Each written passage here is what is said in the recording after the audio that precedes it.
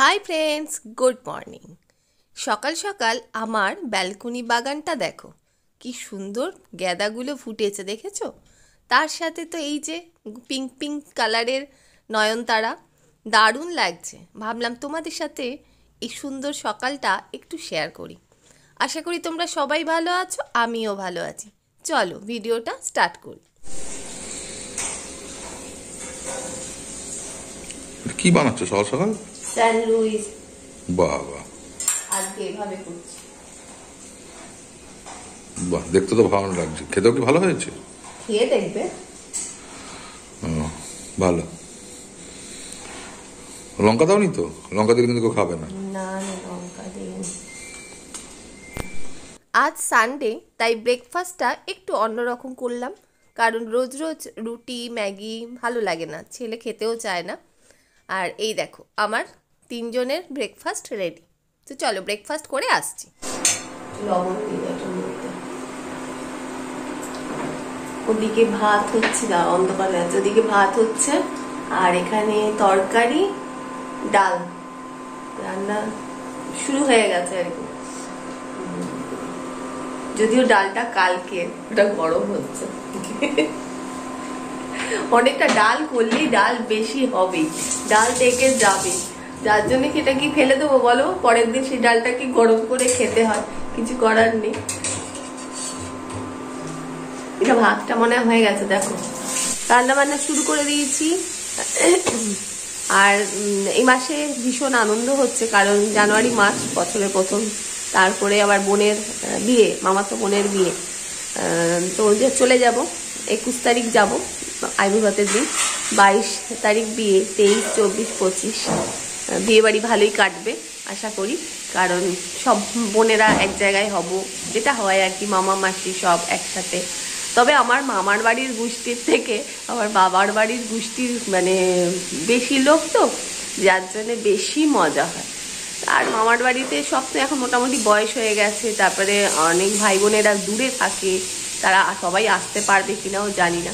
তো যাই হোক, মজা তো হবেই। তবে হ্যাঁ, আরেকটা ভালো খবর যে আমি এবার গিয়ে আমার পুরনো ফ্ল্যাটে গিয়ে থাকবো কটা দিন। একটু নোংরা আছে, ওটাকে ক্লিন করে নিতে হবে, তো ওখানেই থাকবো ইচ্ছা আছে, সেরকম পরিকল্পনা করেছি, দেখা যাক। আর কেন থাকবো সেটাও বলছি, যে একটা হয় না, এতদিন এত বছর থেকেছি, একটা কোথাও তো মায়া থাকেই, সেটা জন্যেই থাকা আর কি। আর তারপরে ওটা রাখবো কি রাখবো না তো কোনো ঠিক নেই, হ্যাঁ, যার জন্যে আশা করি ওটা রাখবো না।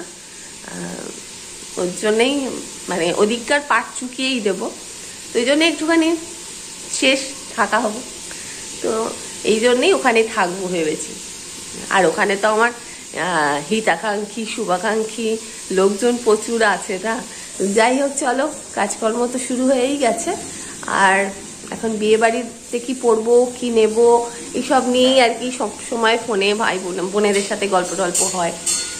তো আবার বাপের বাড়িতে গিয়েও থাকা হবে, তো চলো পরে আবার আসছি।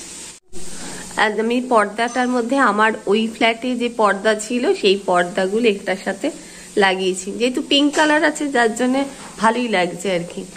আমার তো ভালো লাগছে, তোমাদের কেমন লাগছে জানিও। আর ওখানেও লাগিয়েছি, এখানে বিনা সবজি কাটছে, বিনাকে আমি খুব শিলা শিলা বলে ফেলি, তো এখানে বিনা সবজি কাটছে, ভাত হয়ে গেছে। আর চল এবার রান্না করে গিয়ে দেখি কি করছে।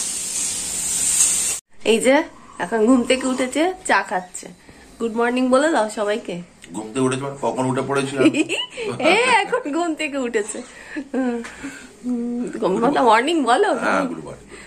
তোমার তো শালির বিয়ে এই মাসে, হ্যাঁ, তা কেমন লাগছে? ভালো লাগছে? কতগুলো শালি খেয়াল থাকে না কোনটার বিয়ে কোনটা। সেটা তো আমাদের মানে বাপের বাড়ির দিকে হলে বলতে, কিন্তু মামার বাড়ির তো ছোট মামার দুটোই মেয়ে, বড় মেয়ের বিয়ে হয়ে গেছে, এখন এইটা। তো শালির বিয়ে কেমন লাগছে? যাই আগে গেলে বুঝতে পারবো। গেলে বুঝতে পারবে। ও তাই, আমার বিরাট দায়িত্ব বলো, শালির বিয়ে, তাই না?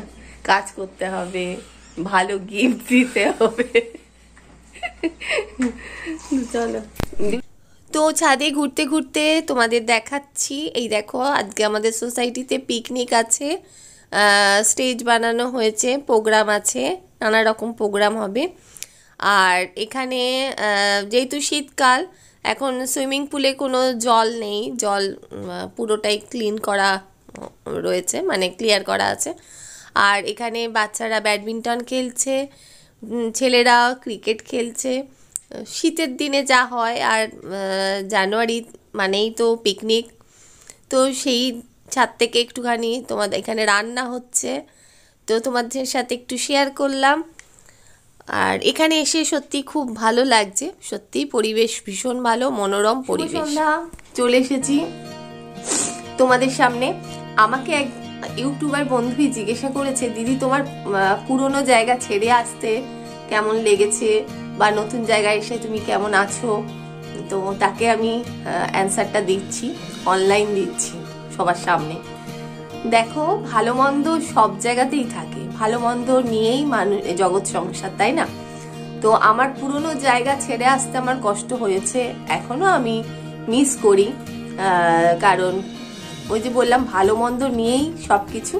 তো আমার পুরনো জায়গায় ভালো মানুষ অনেক ছিল, তাদের সাপোর্ট, সহযোগিতা, ভালোবাসা সব কিছু পেয়েছি। তো সেক্ষেত্রে দাঁড়িয়ে বলবো তাদের জন্য মন খারাপটা করে। আর ছোটবেলা থেকে বড় হওয়া, স্কুল কলেজ, বাপের বাড়ি, সবটাই তো আমার ওইদিকে, যার জন্যে মন তো খারাপ করবেই ভাই।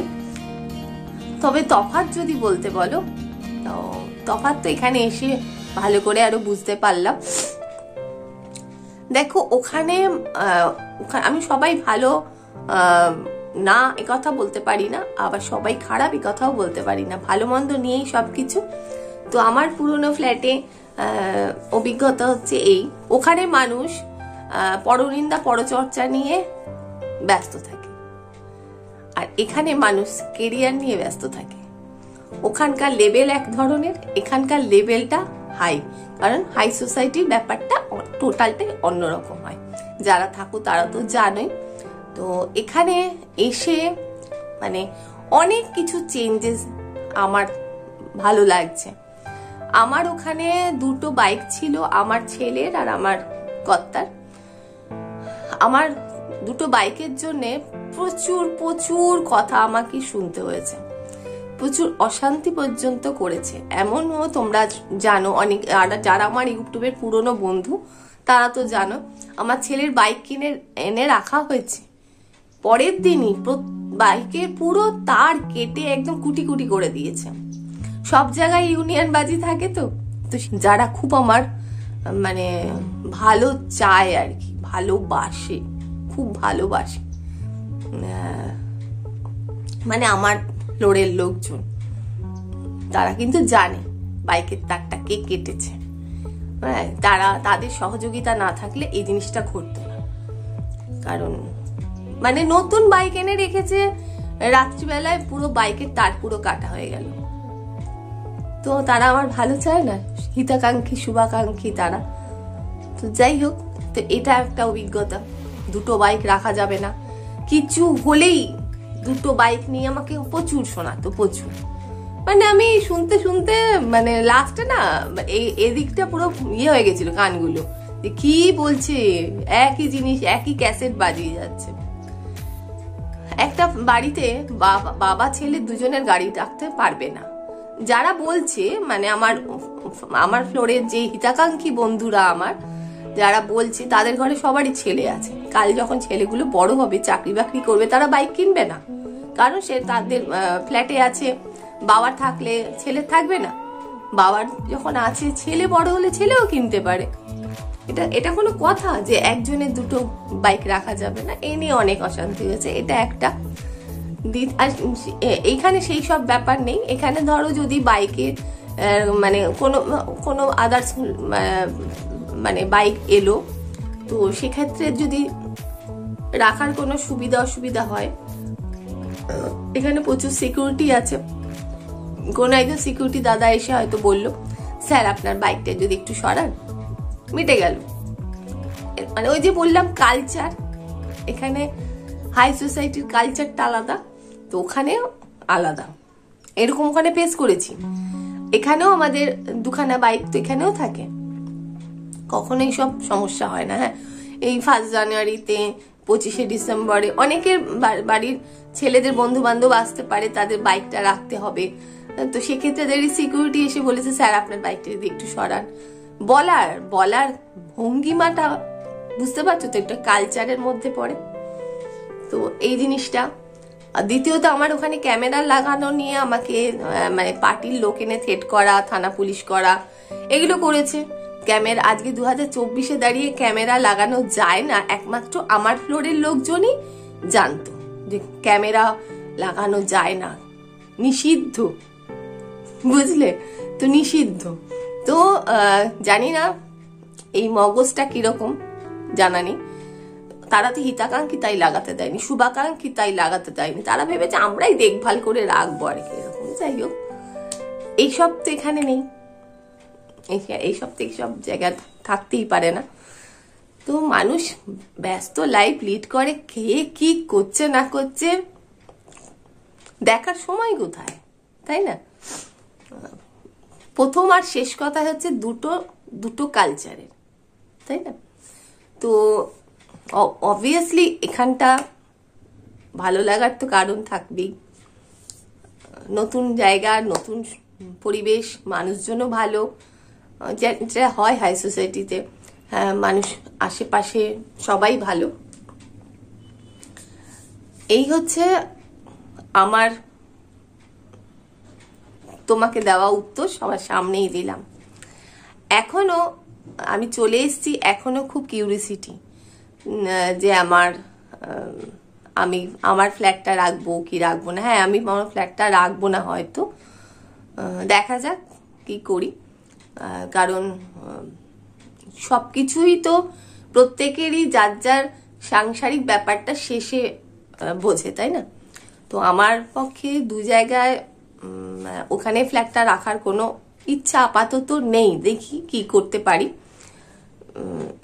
বিক্রি করলে বিক্রি করে দেবো, বা যদি আমার ফ্ল্যাটটা ব্যাংকে হ্যান্ড ওভার করে দিতে হয় দেবো। ওটা নিয়ে আমার মাথা ঘামানোর কোনো ইচ্ছা নেই, মাথা ঘামাচ্ছিও না। তো এই ছিল তোমার প্রশ্নের অ্যান্সার। তো আবারও তোমাকে একটা কথাই বলি যে ভালো মন্দ মানুষ সব জায়গায়, ওখানে আমার ভালো মানুষ আছে যাদের ভালোবাসা অনেক পেয়েছি, আর বাকিটা তোমরা বুঝে নাও। তো চলো আজকে এইটুকুই রাখছি। আজকে সকাল থেকেই ঠিক করেছিলাম যে আজকে তোমাকে অ্যান্সারটা আমি অনলাইন দিয়ে দেবো। ভালো লাগলে লাইক কমেন্ট শেয়ার করো, এভাবে আমাকে সাপোর্ট করো। চলো আজকে এইটুকুই থাক, টাটা, গুড নাইট।